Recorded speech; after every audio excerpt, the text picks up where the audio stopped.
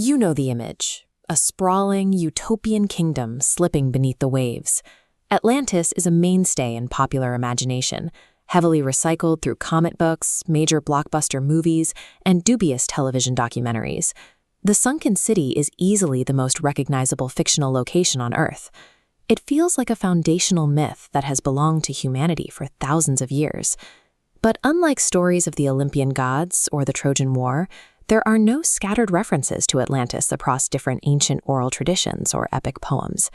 Every surviving text from antiquity that mentions the sunken island leads back to one specific Greek philosopher, Plato.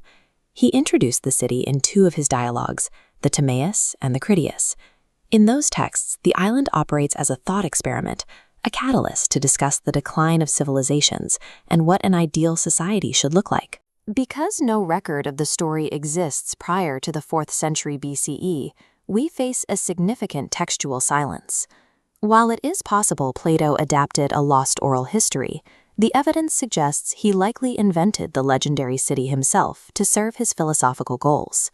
The story survives because modern storytellers keep finding new ways to reconstruct its core themes of human hubris and sudden catastrophic loss. We see this reconstruction clearly in children's media, like Christina Balit's 1999 picture book, Atlantis, The Legend of a Lost City. Her retelling offers a sympathetic portrayal of Poseidon. In older myths like the Odyssey, the sea god is volatile, competitive, and prone to violent rage. Here, he is a family man and a creative soul who builds a majestic island. He dedicates his time to creation and only sinks the island reluctantly, forced to act when the city's inhabitants descend into violence and lawlessness. The most interesting detail in the book is hidden in the artwork itself. The tiered skirts, boldly patterned tunics, and structural columns depicted don't belong to the classical Greece that Plato lived in. By choosing these specific aesthetic details, the illustrations move the myth away from the classical era and into a much older historical period. The visual coding used in this book and many modern portrayals points directly to the Minoans, a Bronze Age civilization centered on the island of Crete. The stylized waves and marine life shown in the picture book closely mirror actual frescoes painted thousands of years ago. The distinctive blue dolphins match surviving Minoan wall art line for line. The fictional city's architecture draws from physical excavations on Crete. The bold red tapered columns match the ruins of the Minoan palace at Knossos. The Minoan civilization collapsed centuries before the classical period began. By the time Plato was alive, the Minoans were already an ancient, ruined culture, leaving behind massive stonework and an undeciphered writing system.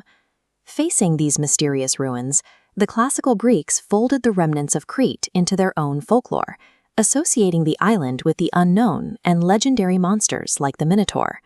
There is a physical reason why the ancient Greeks associated island civilizations with sudden ruin. During the Bronze Age, an apocalyptic volcanic event known as the Terra eruption caused widespread and long-lasting environmental devastation throughout the eastern Mediterranean. The scale of the explosion is still visible today. The modern island of Santorini has a distinct semicircle shape. The landmass is actually just the rim of the massive crater left behind by the volcano. This map illustrates the Bronze Age collapse around 1177 BCE. Societal downfalls erupted across the Mycenaeans, the Hittite Empire, and the New Kingdom. Over a short period, these advanced civilizations saw their trade networks dissolve and major cities abandoned. Some scholars suggest that the story of a sea god drowning a rich, powerful island was a psychological mechanism used to process the regional trauma of this environmental and societal collapse. The cataclysms of the Bronze Age left behind physical evidence, freezing entire settlements in place beneath layers of ash and stone. Plato's myth likely represents an inherited psychological memory of these societal apocalypses, a philosophical framing of a real regional trauma. Today, we continue the cycle of looking at the ruins of those who came before us and building stories around them. When modern video games and fantasy novels depict ancient Crete and the Minoans, they intentionally present them as mystical and out of time, disconnected from the rest of the classical world. Layering a familiar past against an older, mysterious one is exactly how the ancients separated their present reality from their mythic history. Plato lived in a world of ordered architecture, surrounded by recognizable structures like the Parthenon. He looked back at artifacts like this, a woman gripping two snakes, wearing clothes from a lost era, and saw something strange, potent, and unknowable. The Atlantis myth persists because it is a mirror.